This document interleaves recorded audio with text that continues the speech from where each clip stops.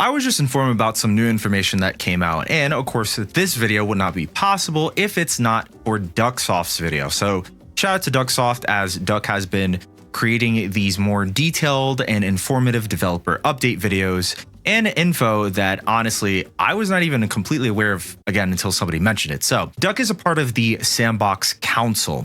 So the S&box Council is a group of developers in the S&box community that have been appointed by FacePunch as the more helpful developers that go and collect any sort of information as what might be needed to go and fix S&box, specifically with making games. And within this council, a lot of conversations have been happening, and Duck was able to provide some of that info into a video, which of course we're going to be citing from. So first off, this is going to be a very rough one, but technically Terry really is not dead. As he mentions in his video, the sausage and human characters are going to be together just like how it was originally. Now, what I mean by this is that around, I think 2 or 3 years ago, there was a S&box UI menu that was shown, and in this menu, it showed both Terry and also the human character. This isn't really anything new because I think originally they wanted to go and give you the option of choosing between either Terry or the human character.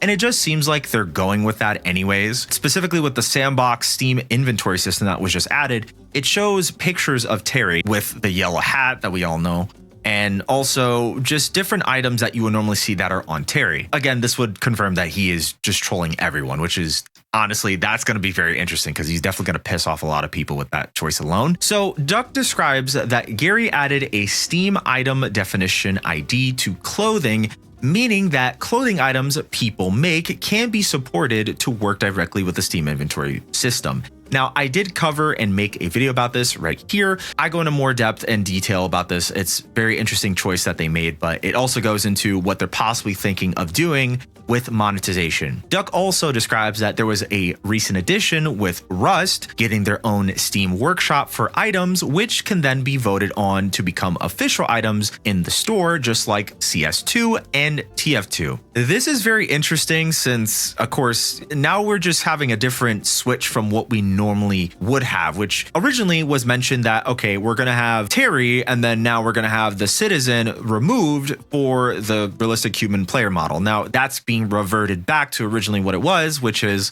you can choose between either the human or Terry. And that's going to be a mixed bag altogether. Again, just to kind of put people at ease regardless, because some people don't really understand this, in S&box, everything is moddable, including what you're making. What that means is if there is games that are on S&box, that means that not every S&box game is going to have the Terry player model. It could have the human player model or some other different type of player model, depending on what is shown for that specific game.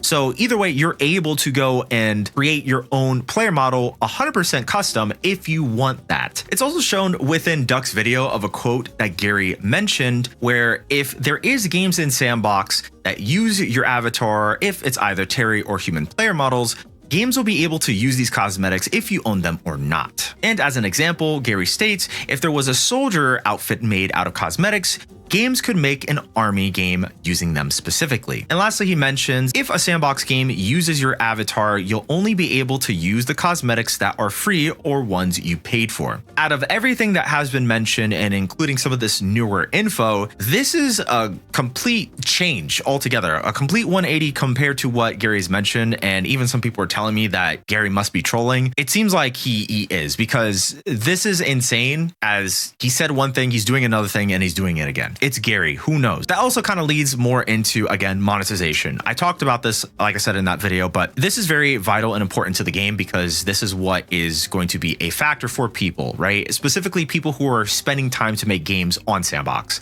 and who are interested in making games on S&box because they want to get paid for it. So for them, it would be cosmetics. Now, we don't know anything else about if the game's going to be free to play or paid or anything like that because there has been no mention of that yet. Even if the Steam page is going to go up, there is still no mention about what that might be until we get an official confirmation directly from Gary in a blog post. So once more, again, thank you to Ducksoft for allowing me to go and use some of this information. Please feel free to go and subscribe to Duck. And also, if you're interested in S&box or anything related to S&box, feel free to check this video out here right on screen. And until then, I'll see you guys then next time.